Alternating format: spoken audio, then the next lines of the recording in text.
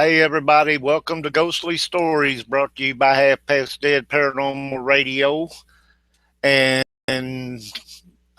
somebody's over here. Who is this? I hear no sound. Stories brought to you by Half Past Dead Paranormal Okay. Radio. And Yep, gotta do that. Oh, RL, hello. Where's your sound at there, buddy?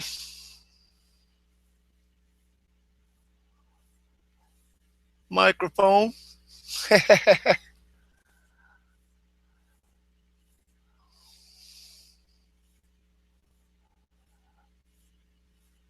Anyways, the story that we're going to tell you and we're going to talk about, or I may have to talk about, or I don't know if I can talk for an hour, but I'll do my best. Is my grandfather's ghost, and the topic that we're talking on is, do friends, family members, etc., show up to say goodbye to you at the time of their passing, or do they not? Okay, this story is from Raymond, and I don't know who Raymond is, but there was no last name, so kudos out to Raymond for this story. I have had at least a half a dozen experiences with ghosts in my life, and this is the story of my first and most memorable one. It was 1973, and I was stationed at Stuttgart, West Germany, in the United States Army. One Saturday afternoon, I was in our barracks with my two roommates when I happened to look out the window of our room. It had been snowing all day, and there was about a foot of snow on the ground, and I was surprised to see my grandfather standing outside the barracks window looking in at me. My grandparents loved to travel, so I thought that they were here. I put on my field jacket and headed outside to talk to him and to take him and my grandmother to the orderly room to check them in as my guests. When I got outside, there was no sign of my grandfather anywhere, nor were there any footprints in the snow except for the ones I was making. I headed for the orderly room to see if they were there and was told that no one had been there to visit me. When I went back to my room, my two roommates told me that they had also seen the old man outside the window, both at the same time I did, as well as after I left to talk to him. Later that night, I got a phone call from my mother, who at that time was visiting my grandparents in Massachusetts. She told me that my grandfather, her father, had died earlier in the day of a sudden heart attack. I asked her what time it was when he died and was startled after figuring out the time differences between Massachusetts and Germany to discover that he died at almost the same time that my roommates and I had seen him. I wrote my mother back and asked her to send me a picture of my grandfather. When I got it and showed it to my roommates, they confirmed that was who they saw outside the window. I now know this was my grandfather's way of saying goodbye to me, as I was his favorite of all his many grandchildren.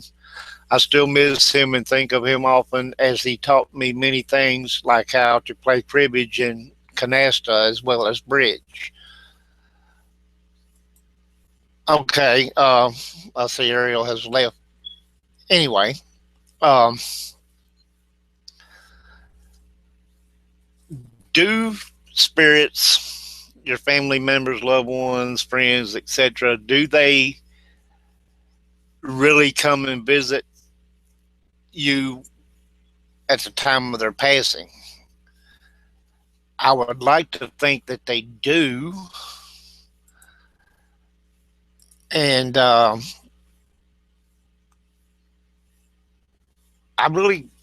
can't say that they do or don't. Now, I know that when my youngest sister passed, she was 4 years old, and she was mental retarded, and she never walked or crawled. But when she passed, for 2 weeks, I heard her cry every night. Now, I don't know if that was her way of letting me know that she was still around, or that she was okay, or that she was scared. I don't know how to interpret that, but I've read other stories where people have talked about, seeing their mother, father, etc., even though they were miles apart, and they would see them and find out that they had passed away at that time. So, okay, Mary says my dad showed to a lot of family members. Dad the jokester, yes, that was a good story. I really like that. Um, when you pass away, I mean, if you're really close to somebody, and I was reading some stuff that William had picked up. I wish he would show up so we could go over that, because he found some really interesting stuff. Um, if you're really close to somebody, can you have like a um, what's that word? Telepathy, like a telepathy connection that allows you to communicate with that person, when you pass or after you pass, even.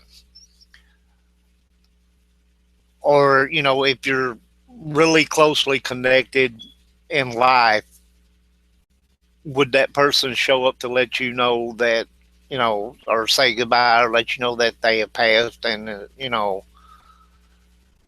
basically that you shouldn't have to worry about them, they're all right, whatever.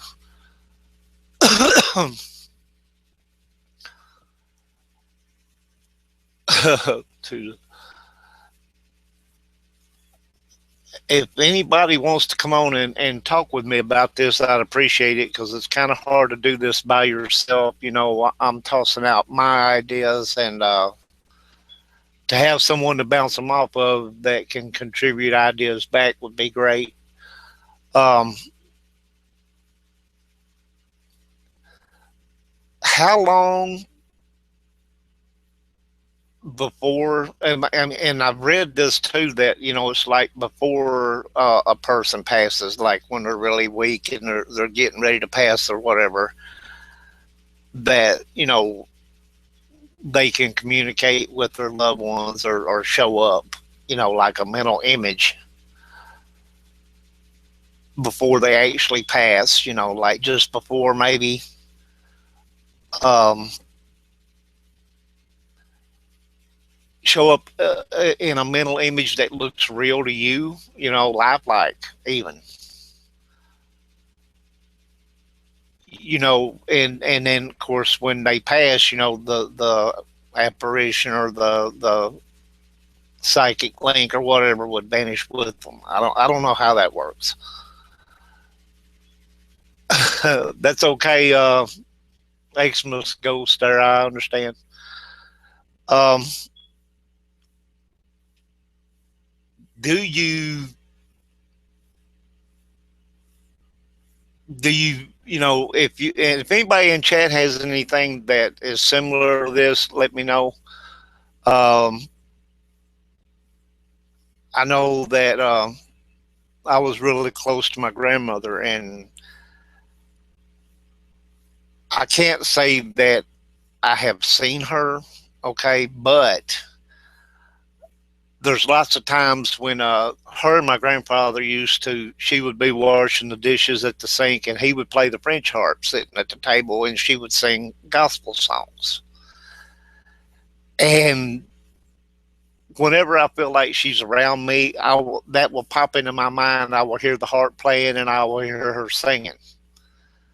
And I kind of feel like that's her letting me know, hey, I'm still around here. I'm still looking after you. She always did. My grandmother was something else. About 4 foot, 3 or 4 maybe. But there was a whole lot of dynamite packed in that little package, let me tell you.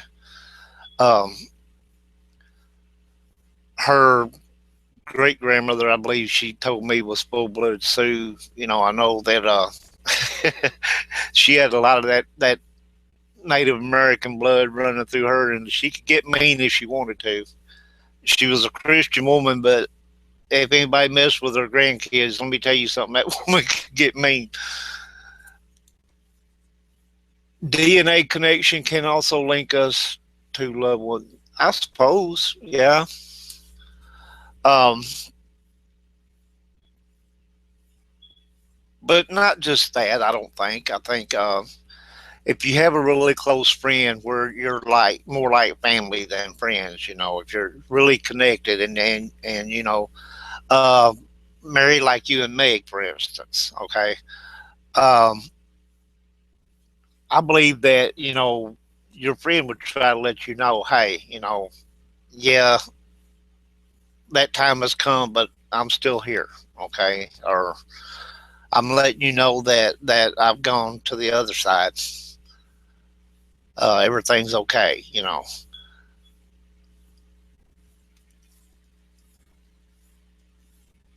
And that's true. Maybe we share a lot of the same energy, and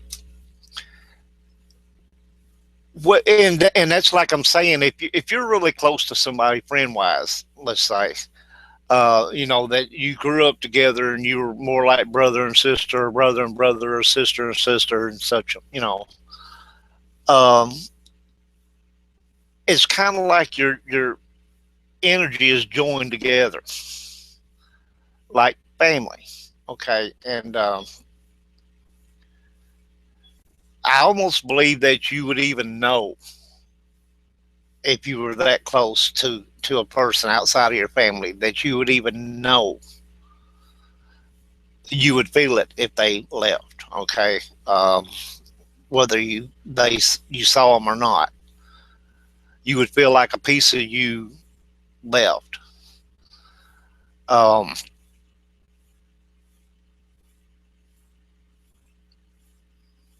I really don't.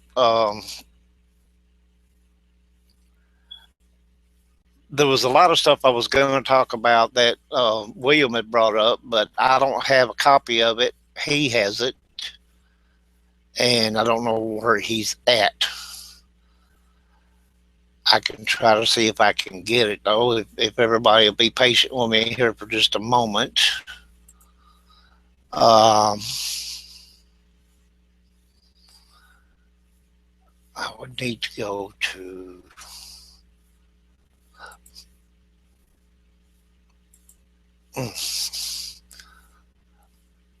Bear with me for just a moment here. Let me see if I can pull this up.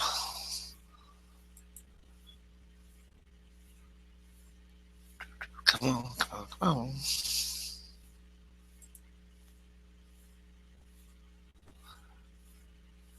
Okay.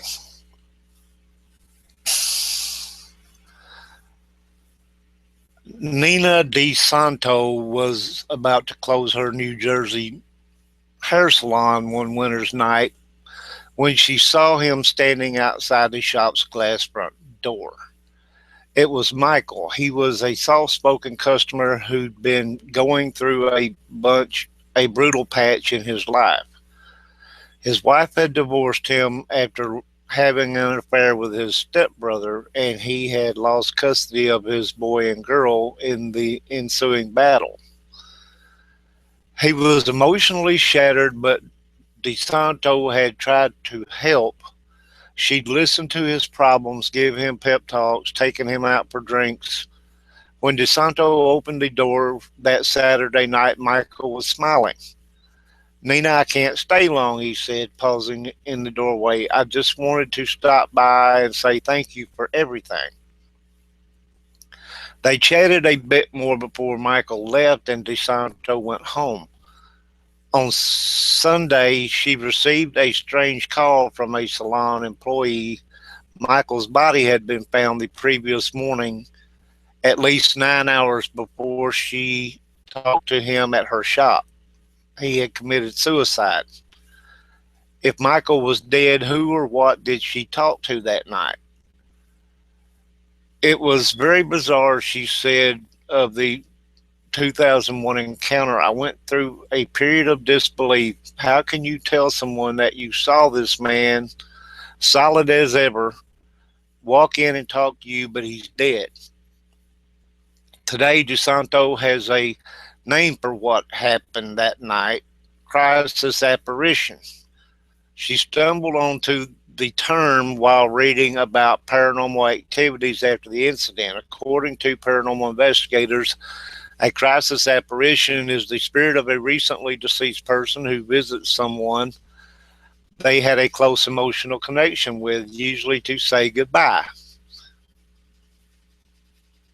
Here again, we're talking about the same thing. Reports of these eerie encounters are materializing in online discussion groups, books such as Messages, which feature stories and people making contact with loved ones lost on September 11th, and local ghost hunting groups that have sprung up across the country amid a surge of interest in the paranormal. Although such encounters are chilling, they can also be comforting. Witnesses and paranormal investigators say these encounters suggest the bond that exists between loved ones is not erased by death.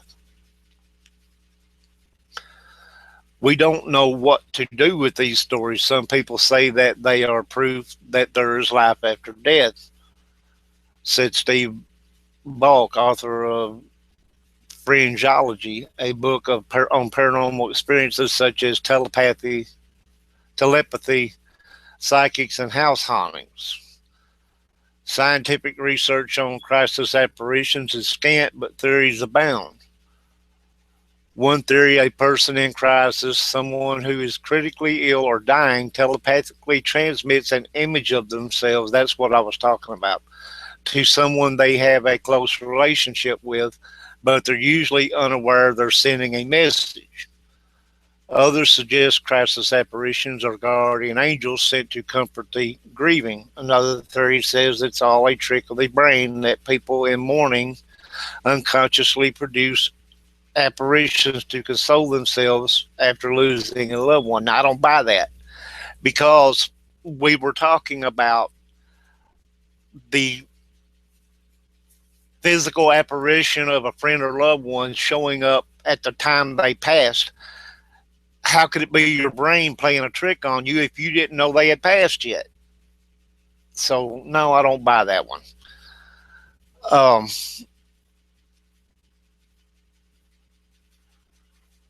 Whatever the source for these apparitions, they often leave people shaken, I'm sure.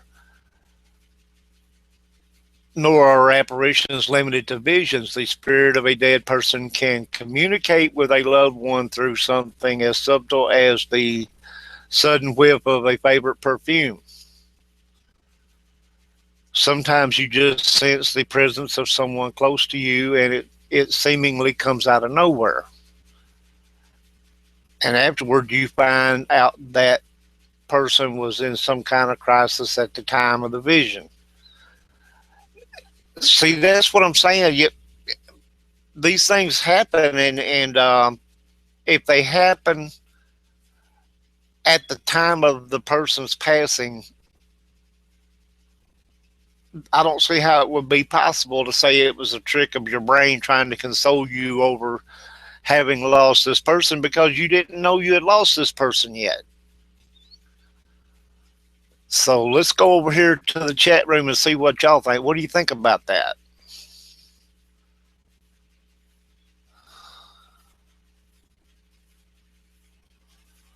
Yes, I agree, Mary. I think the soul is the source of your being, and the body is just a vessel that it occupies. I mean, so your soul consciousness or whatever.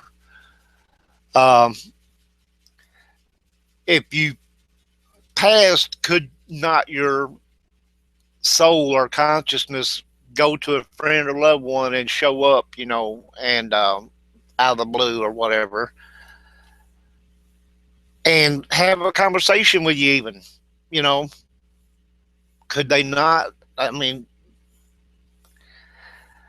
I really don't know how to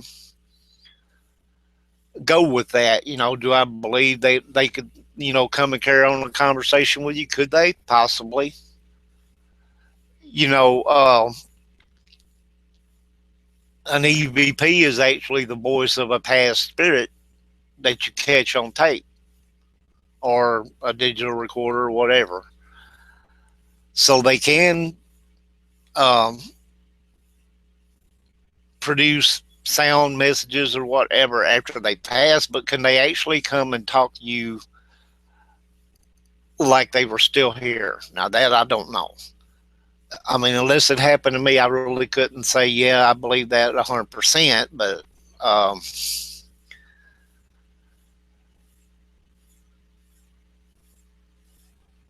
it's a really interesting way to look at things.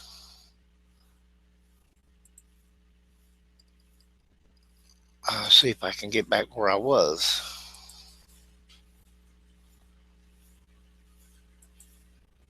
Okay, hold on here. Okay,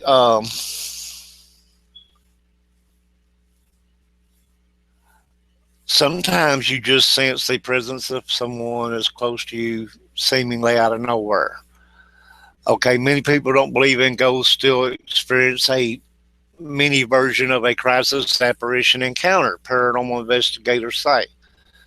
Did you ever hear a story of a mother who somehow knows before anyone told her that something awful had happened to her child?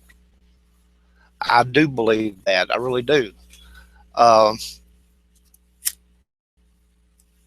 a mother child bond is something that's very hard to explain. You just seem to know things.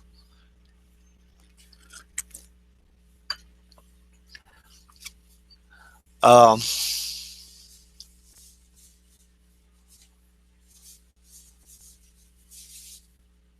have you ever met a set of twins who seem to be able to read each other's minds?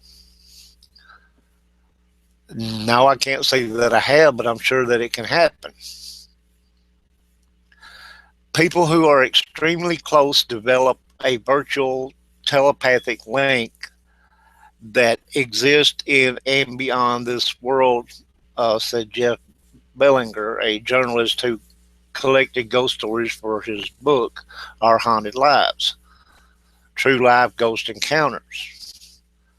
People who are extremely close develop a virtual telepathic link that exists. That's what I was talking about. If, say, you had a really close friend that you grew up with and everything, it's kind of like um, you have a link between you. You know, you just do. Perhaps these experiences all the time. There's a interconnectedness between people. Do you know how you're close to someone and you just know they're sick or something is wrong? Yes, I do. An eerie phone call at night. Selma Lieberman said she's experienced that ominous feeling and has never forgotten it, though it took place more than 40 years ago. Today, Lieberman is a workplace diversity consultant based in Albany, California. In the late 1960s, though, she was a young woman in love. Her boyfriend, Johnny, was a mellow hippie who loved everybody, a guy so nice that friends called him a pushover. She said she loved Johnny and they purchased an apartment together and decided to marry. Then one night, while Lieberman was at her mother's home in the Bronx, the phone rang and she answered. Johnny was on the line, sounding rushed and far away. Static crackled. I just want you to know that I love you and I'll never be mean to anybody again, he said. There was more static and then the line went dead. Lieberman was left with just a dial tone. She tried to call him back to no avail. When she awoke the next morning, an unsettled feeling came over her. She said, "It's hard to put into words, but she could no longer feel Johnny's presence. Then she found out why. Nina DeSato says one of her friends stopped by her salon to thank her a day after his death. Nina DeSanto says one of her friends stopped by her salon to thank her after his death. Several hours later, I got a call from his mother that he had been murdered the night before, she said. Johnny was shot in the head as he sat in a car that night. Lieberman thinks Johnny somehow contacted her after his death, a crisis apparition reaching out, not through a vision or a whiff of perfume, but across the telephone line. So, see, there's many ways that you can connect with somebody after you pass. It doesn't have to be, hey, Paul. It doesn't have to be like through a vision or somebody just appearing. It can be like the smell of perfume, the smell of pipe tobacco, a telephone call from somebody that sounds kind of funny and awkward, and you can't get a hold of them when the phone dies. There's lots of ways. Do we contact people when we pass? Do we contact our loved ones? I think a lot of people do. A lot of spirits do. For whatever reason, it hush. It may be a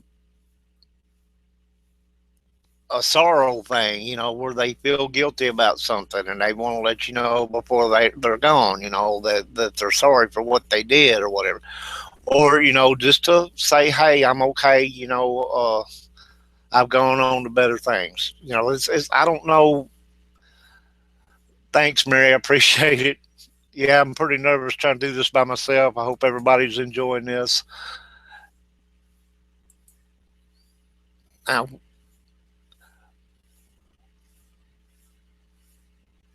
she sorted through the alternatives over the years. Could he have called before or during his murder?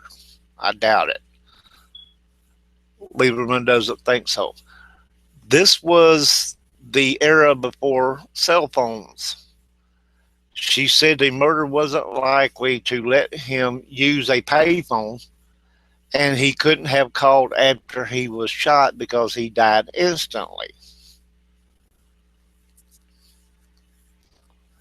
Only years later, when she read an article about other static field calls people claim to have received from beyond the grave, did it make sense? She said. Johnny was calling to say goodbye, to let her know that he loved her. Well, I don't know what the part about he'll never be mean again. I don't know what that was about, but the whole thing was so bizarre. She said I could never understand it.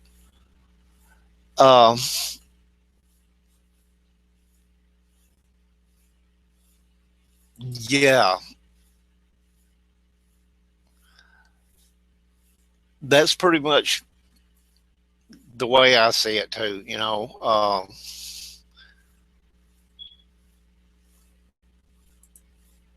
How do you understand that?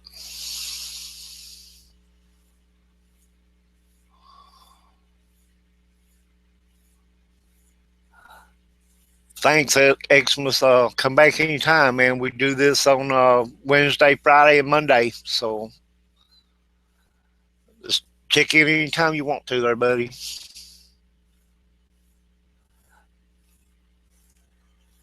So,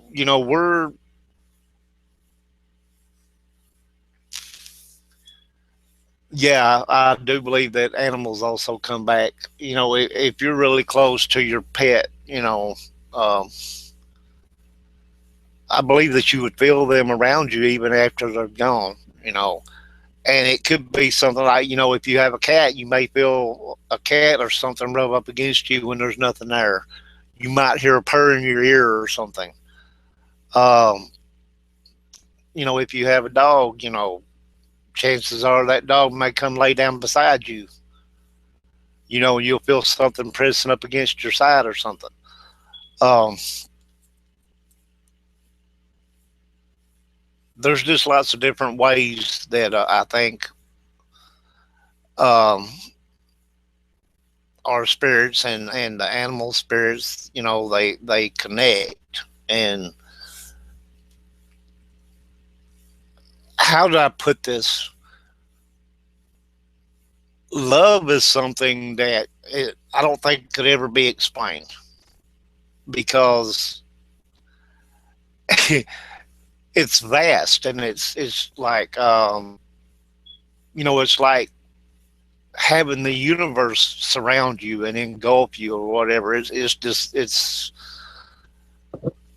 if you really love a person or an animal or something like that, there's no way to explain how deep that is. How close that is.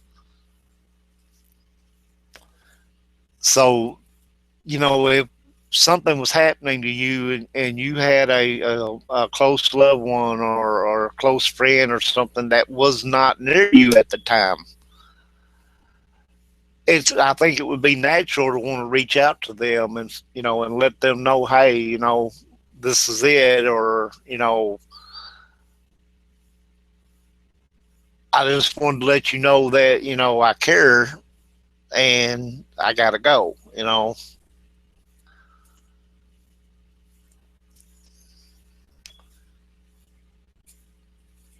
So if anybody has any input, feel free to let me know there in the chat room I'm watching right now if you want to uh, add some input. Yeah, spiritual link.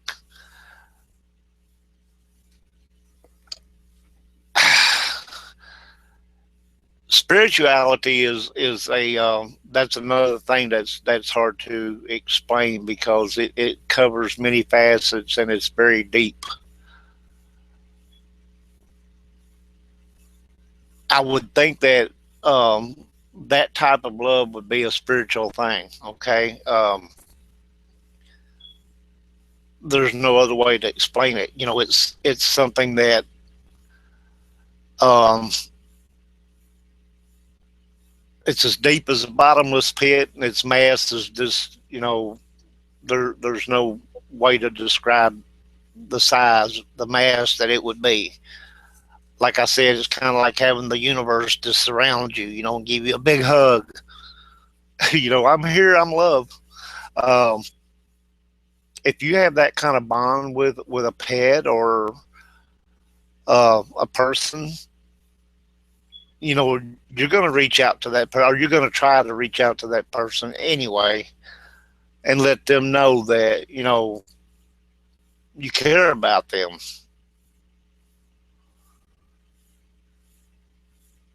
That I guess, you're always going to be there with them, even though you're not physically there with them.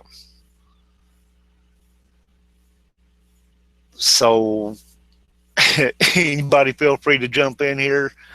I think I've about explained it the only way I know how. Um,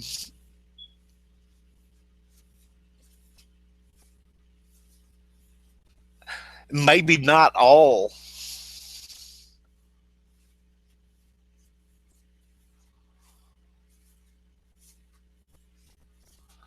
With a relative before they were born.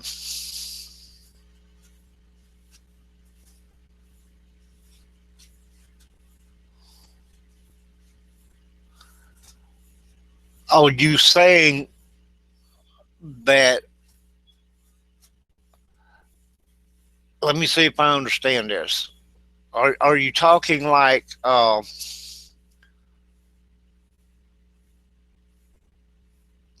baby growing in a mother's stomach having contact with a loved one that has passed before they were actually born, or even before they were a fetus? You know,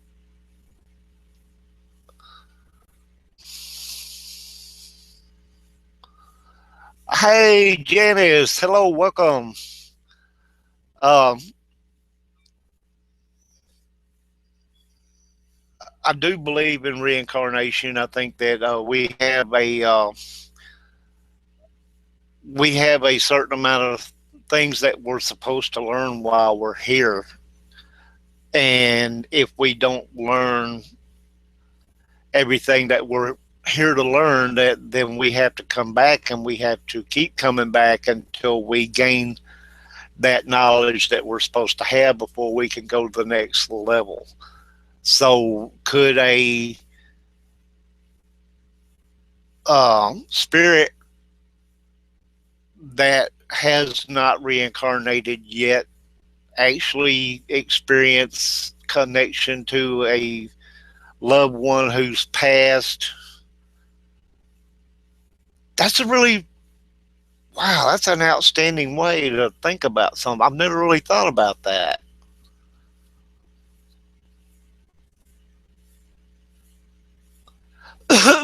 Could it happen? I suppose it could. You know, now what would really be interesting is if you could have a connection with a past loved one in the future while you were in one of your past lives. Now that would be really an interesting thought. You know, could you do that? Who knows? I don't know. But it's very possible, I suppose. It's, you know, that would be like asking a question, you know, like, could one of your past lives encroach on your present life?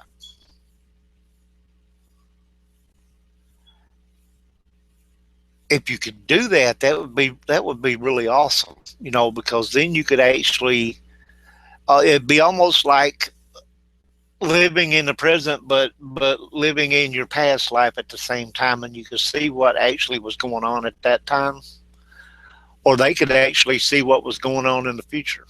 Yourself, yourself could see what was going on in the future.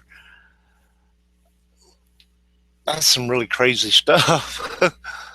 Can the soul leave the body before the heart stops?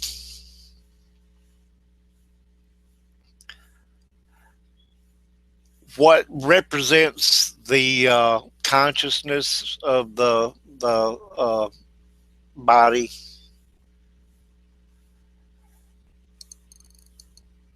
I would think that, yeah, I would think that's possible. If you know, if your consciousness, which I'm assuming is very aware that your body is dying, okay, before your body actually dies, you know, could they go ahead and leave the body? I would think they could.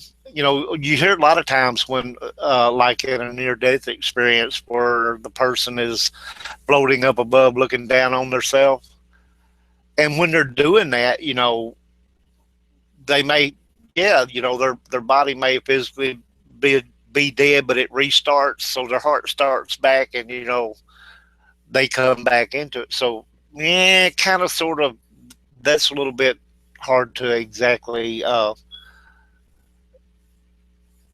Now, astral projection is something that people do like well before they pass away. So, um, could they do that at the moment before? I don't see why not. Um, at what point? Because see, I don't think anybody really knows at what point your soul or your consciousness actually leaves the body before it dies, or does it have to wait until the moment that everything stops? I wouldn't think so, because that consciousness is aware of what the body's going through, and it knows that it's coming, you know, and there's no way to stop it. So if there's no way to stop it, why would it want to linger there till the last second? If that makes any sense, okay? Yeah, like an out of body experience before the body actually passes. That's really crazy. I mean, this is a lot of stuff that I haven't really just sat and thought about. Is it possible? I assume it's possible. It would be really different, I mean, a different way to look at it. If you knew, say, for instance, that you were dying and you could leave your body before you died, and watch your own death or whatever. And think about this: how many people that have passed on actually went to their own funeral? And maybe standing there like if you watched what was that movie? Oh, come on, Frighteners with Michael J. Fox, where he talked to the ghost guy in the alley and he took him to his funeral and he's standing there and he goes, and they're talking about he was such a good fellow. He goes, yeah, I was. you know, uh, does anybody do that? Do they actually show up to see just how many people came to their funeral?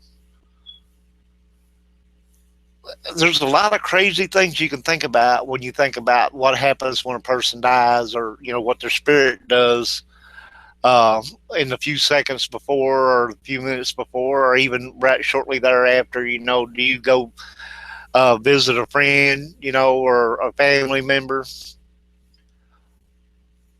or do you go straight on to meet, your family members who passed that are welcoming you in?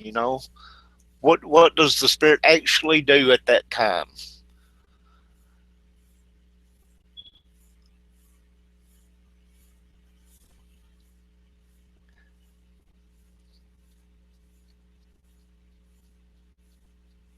Janice, I kind of think your dad was probably a bit like Mary's dad. He probably was. He probably liked to joke a lot and stuff, didn't he, earlier on? And he probably would do so afterwards.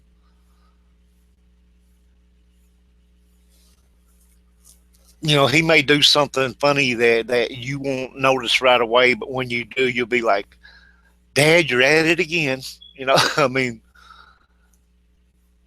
I just think, there's so much when you think about what you do, or what your spirit does or your consciousness does prior to, or immediately after, or what. And when your body's laid out in the funeral home and everything, does your spirit stand there and look down on it with tears in its spirit eyes and go, why did you have to leave? Um, and then follow it to the cemetery and stand there in the crowd, or whatever, and look around to see who didn't show up. And that's when you go hunt. I'll teach you not to show up at my funeral. Um, it's just, my granddad was like that, Janice. He was ornery, but I mean, I loved the man. He taught me a lot, and he liked to tell jokes and stuff like that. He wasn't really a prankster. He didn't pull pranks, but he liked to tell jokes. And yeah, they weren't really clean jokes, so we won't talk about them right now. But um, I've had a near death experience, and I just went to the light, and when I came back, I was told what went on while I was gone. That's crazy. Um, when you went to the light, Margaret, did you see anybody there? Was there, like people there? I guess your past family members or something, or loved ones. And if so, were they telling you, that you have to go back, or that's really interesting to know. If they know your time isn't come yet, are they telling you, well, we're here when you come, but it's not your time yet?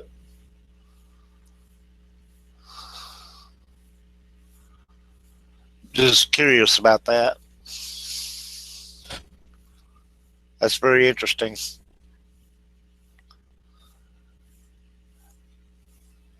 If I, and I'm going to tell you something, and we know it's possible, for spirits to haunt people. So I'm just going to tell you right now, I'm going to haunt the crap out of some people when I go. So, yeah, I mean, I'll be the one at my funeral going, "You didn't show up? I got something for you."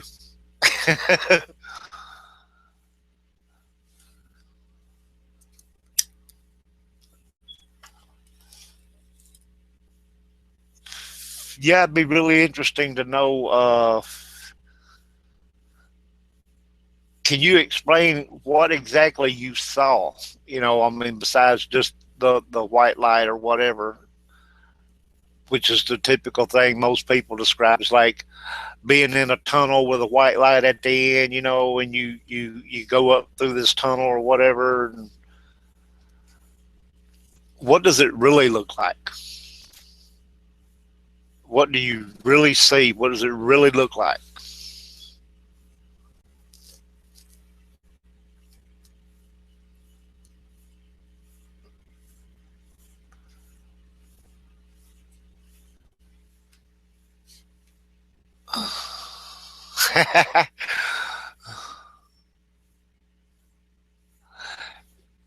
I want to go up to all the people that have told me that they're skeptical and they don't believe in ghosts, and that's the ones I want to come up behind and go boo in their ear really loud, and watch them jump. Yeah, I bet you believe in ghosts now, huh?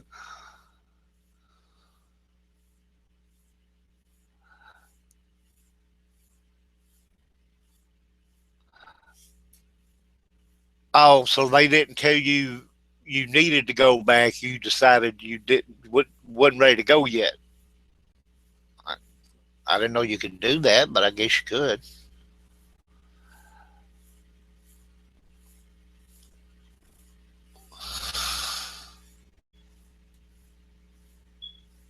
Wow. uh,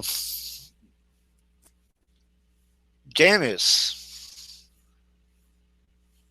tell us about your experience.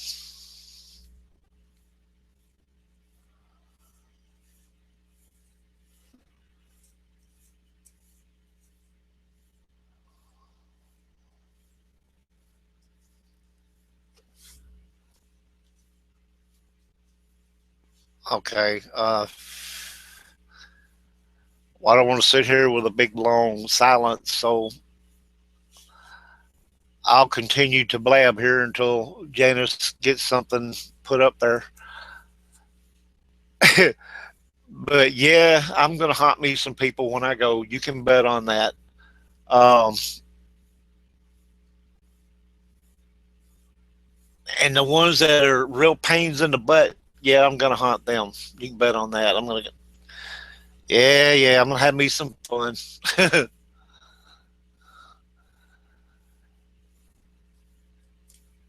Now, for my friends and everything, I may come by and say hello, but there's certain ones that I'm gonna enjoy scaring the crap out of.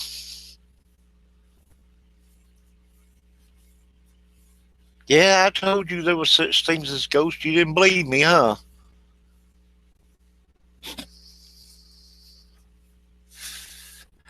You know, there's things that I don't know if spirits can do this, but if they can, I'm sure as heck gonna do it. Like tie somebody's shoestrings together while they're sitting, stuff like that. Just practical little jokes.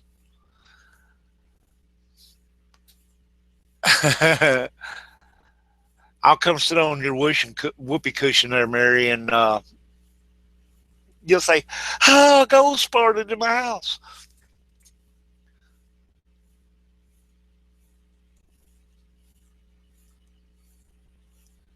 See, what would be fun though is if you if you could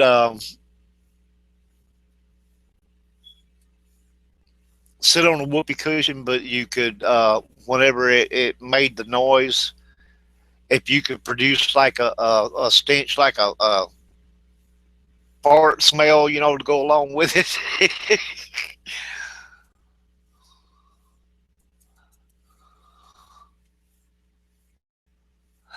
uh, you can go ahead, Janice. We're waiting on you.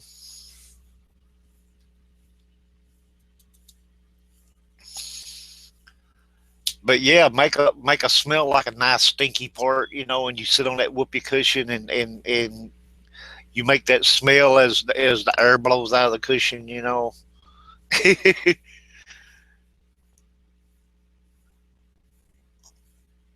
I wonder if ghosts really do fart. That's an interesting thought too. I don't think I ever thought of that before. Ghost gas.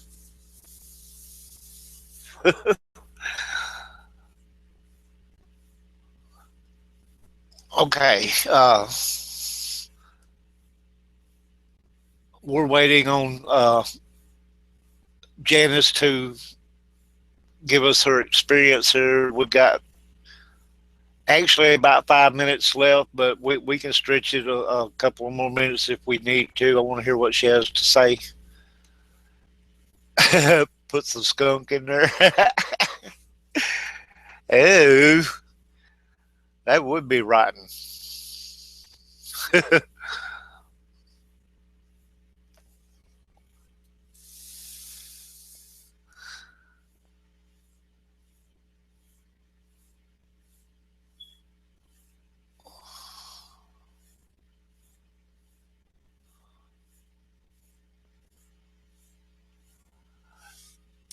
I would believe that.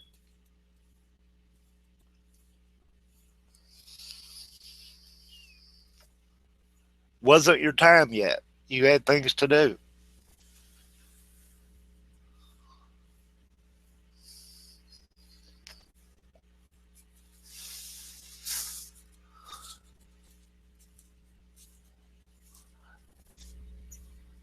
That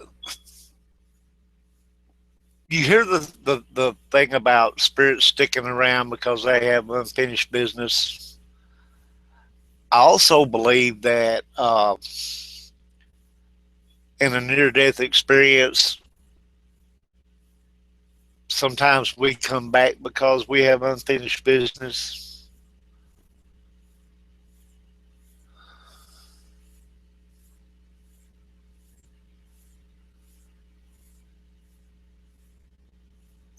That's crazy. Kind of like watching a video of yourself and what everybody's doing.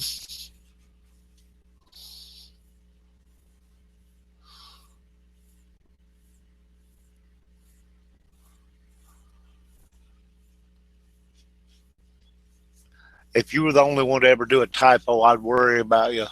I wonder if ghosts can do long distance haunted like visiting other countries.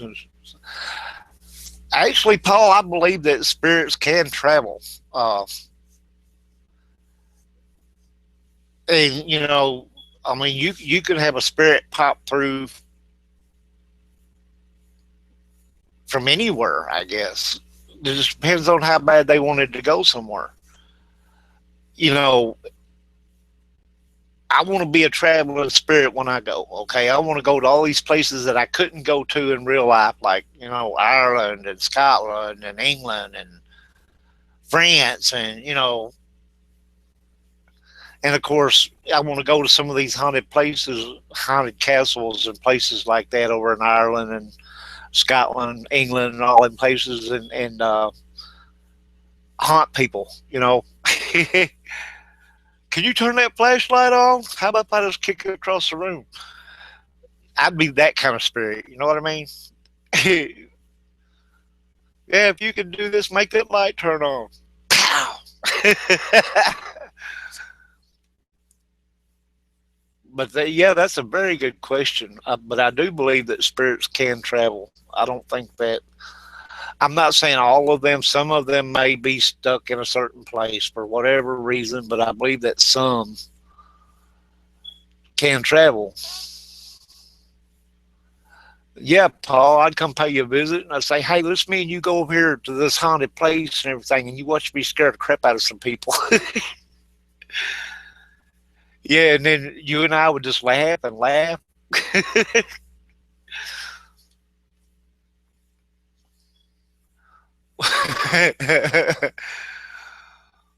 No, no, no. Haunted brothels, I don't think is my thing. Besides, what the heck is ghost sex like anyway?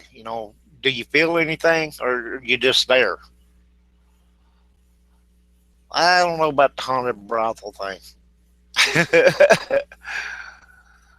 Okay, people, it's 7 o'clock. We are out of time for this episode. I hope everybody enjoyed it, and I hope I made a halfway decent show out of it, considering my helper didn't show up. I don't know what happened, but I'm sure there was something that prevented his showing up. So, but I enjoyed having all you guys in the chat. Y'all been awesome. Y'all have really helped me out a lot because I don't know what I would have done. Everybody listening in that wasn't in the chat, we appreciate you very much. Everybody out there watching or whatever that decided not to talk with us, we appreciate you very much. Um, we will be back on Friday, and I'm not going to tell you what the story is yet because I don't know what it is yet. But I promise you it'll be a good one. And my co-host, Mr. James Clum Perrins, he's a really cool guy. Y'all like him. We'll have something good for you coming up. And Monday, Cat Hobson, a paranormal investigator from Alabama, also a host of Paranormal Experience on WCJV Digital Broadcasting out of Youngstown, New York. Y'all need to tune in for her. Cat's really cool, and she's full of some good stuff. So until we see y'all next week, I shall say fare thee well, adios, all that good stuff. Good night, everybody.